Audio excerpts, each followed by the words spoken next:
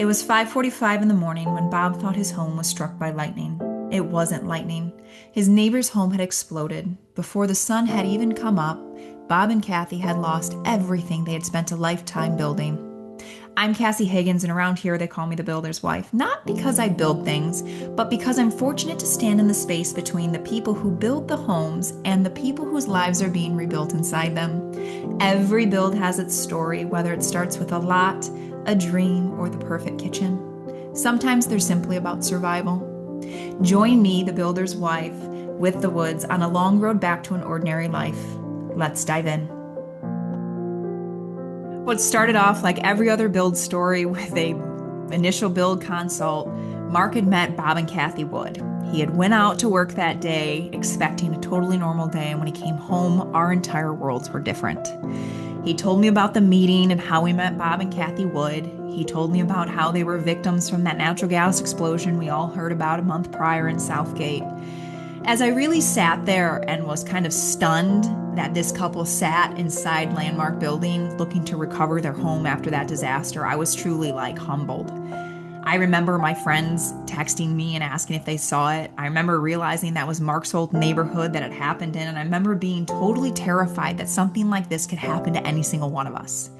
This isn't I did the wrong thing, it's merely a circumstance of being in the wrong spot at the wrong time. And that's really what Mark was conveying when I realized this is not going to be a traditional build. Mark continued to tell me more about the story and more about what he understood and the circumstances that really faced the woods.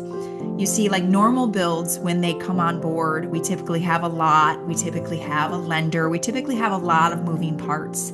But for the woods, it's far beyond that. He started explaining to me how there's still a mortgage on the property. He was explaining to me the challenges the city was facing with the rebuild. He was telling me the challenges the woods were already having with the insurance companies. And I quickly started realizing this is no ordinary build, and that's when Mark said it. The woods don't need a builder, Cass. They need an advocate. And I could see it written all over his face. You see, Mark's the kind of guy who does something for the right reasons, even if it means that there's no reward for him. And the more he spoke about the woods, talking to me about how they were approaching retirement age, talking to me about how they're having to start over completely, even just the way he described them, I knew this was different. I knew that our entire lives were going to go in a direction that I didn't expect before this meeting. So I asked Mark what he did, and he said, I took the build, and I said, well, what are the circumstances right now as they stand? And he said, Cassie, there's not enough money to finish the build. Even if they got the full policy payout in 2026 to rebuild this home from the 50s, we are talking substantial gaps. And the insurance company isn't coming to the table. And that's a reality for a lot of people. You know, you can do all the things right. You can make sure you put all the systems in place. You can pay your fees. And then when time comes for you to actually need to use those services and things that we believe will be there for us, sometimes they come up short. Maybe not out of malice, but out of just the way the system actually is designed to work. So anyways, I realized quickly we were joining the woods on this build, and I did not know what an obstacle and challenge it would come to be. And that's really where I knew we were on a journey with the woods, that Mark and I were going to see them through this build, whatever it takes. So you see, a lot of builds, people think you have to have everything in order. And this has been a particular challenge that the building company has struggled with. So one of my main jobs with Landmark Building specifically is helping structure and standardize the processes that we use inside the company. And one of the things I realized with the way we build custom, there is a certain extent to which I can customize the template for which we build houses. So normally they're complicated, but this one was going to be even more complicated. And in the beginning of most builds, you only have information up to a certain point, and then you really have to begin the build. The build will dictate a lot of decisions you'll make along the way that you just don't have the altitude to see at the very beginning. And that's exactly what's happening with the woods, but far more complexities and far more things in their way. And on top of that, the woods are retiring age. So even to overcome some of those obstacles, they had to become familiar with interfaces and devices and systems they've never interacted with. So for an ordinary person, this would be difficult. For the woods, it was starting to feel like a summit they couldn't even climb. So here we were. Mark said we committed to the build and we're going to do what we always do. We will build and we will find a way to keep building until we bring the woods home. And I said, I'm in. So for a while, it got rough. We spent a better half of a year trying to get to the point where we understood how much insurance was paying out, what the extent of the damage really was. We went through several rounds of trying to argue different positions to make the build more economical in the demo section. But unfortunately, you're met with just structures and parameters you can't get around. So we started seeing the bills are going up. We're not bridging the gap, but we absolutely have to we have to start the build, because at some point, knowing everything kind of stands in the way of you getting to the point where you can even get all the information. So Mark said, we've got to start building. The woods are almost out of temporary housing. It's middle of July, August, they are out of temporary housing. Luckily, they have a family member willing to let them move in until their home is done. But they're running out of temporary housing.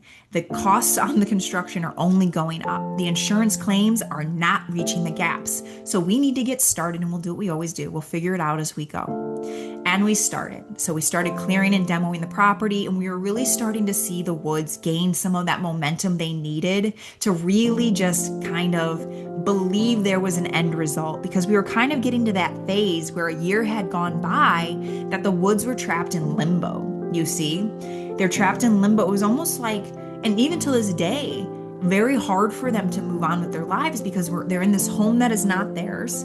They're continuing to work jobs they thought they'd be retired from. They're paying a mortgage on a house that doesn't exist. Their taxes are going up on a property that's getting improvements, and they continue to be stuck kind of on the outside of this entire system, fighting with everybody to get back in just to get home. That's when something really transitioned for the woods and their build journey. Mark and I realized really quickly when we started sharing the woods story with our trades and with our partners that help us build houses, that they were like highly enthusiastic about the build. They wanted to contribute. They wanted to know what ways they could also help the woods return to ordinary life. I think a situation like the woods is so incredibly easy for us all to feel inspired by, because the simple reality is that could be any one of us. That could be our parents. That could be our grandparents. That could be loved ones that we have that are completely down and out. The woods don't have children. They've lived simple lives. They've been putting towards retirement. They've been paying their bills. They've done all the right things. And here they are, our neighbors, with seemingly no way to get home. And here our partners were willing to dedicate time, labor, materials, calling suppliers, saying, what can we do for the woods? And so behind the scenes, we had already started putting together this campaign called Rebuild the Woods. I thought if my husband was this dedicated towards rebuilding the house, I was going to get my butt in gear, and I'm going to put on a fundraiser that helps us bridge that gap, that actually allows us the financial ability to build the house, to solve the problem. And I know that it's a struggle to tell people you need financial contribution. It is. You sit there with the marketing and you're like, man, how do you tell people we need help? How do you tell people the woods need help? Without them feeling pity, because we don't need to pity the woods. Honestly, the woods are the type of people that inspire us all, should encourage us all, because when they should be retiring and transitioning into the slower years, they're literally facing life with more complexity than most of us face, with less understanding of how to move forward than most of us are able to move forward through. So the woods are not people you pity. They're the people you champion and you stand beside on their walk all the way back to ordinary lives. And they are dedicated to it alongside Landmark at the build. They continuously are making the calls. They are working with adjusters. They are waiting for a moment to come through where all their hard work really starts paying off. And I could see that in the last couple meetings we've had with the woods. The year's becoming long. It's getting drawn out, and there's been very little movement on the project due to all the obstacles in the way. But just after seeing their faces light up once the lot was clear, once we were pulling out the old foundation, it was incredible to see just even the new momentum they were feeling with the build. They're starting to feel hopeful. We're starting to tell them about how Floyd's donated $4,000 to the sewer line and digging a trench for the water line. They're invigorated by the support they're getting from the community that just wants to hold them. So we decided it's time to take this campaign forward. It's time to let it go. It's time to put it out into the community and say, the Woods need your help. And we at Landmark need your help. Me as the builder's wife, I am coming to you and saying, my husband and his team need help bringing the Woods home. It is not every day you have the opportunity to reach inside somebody else's life, support them, hold them, and bring them home. I can't think a better time like today to be involved in a project like this, where so many of us feel powerless to the structures that surround us. We feel like we have no way to make change in the world, but we really do right here in our own community here in Southeast Michigan.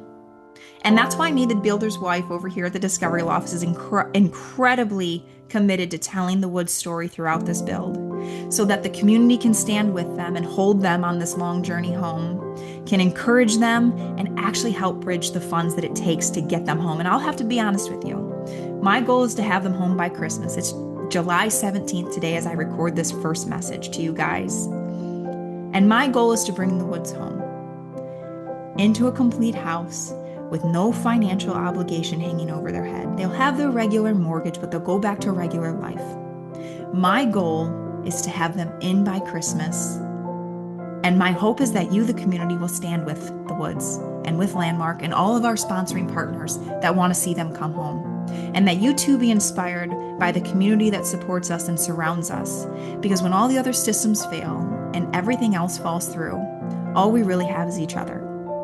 Thanks for joining me here on today's LoftCast from the Builder's Wife. This is the Woods story, a long road back to ordinary life, and I hope that you continue following me and the Woods as we build their story forward. We'll see you then. Thank you for joining me on Between the Fold, a Builder's Wife series on LoftCast Radio. I'm Cassie Higgins, and I look forward to seeing you soon.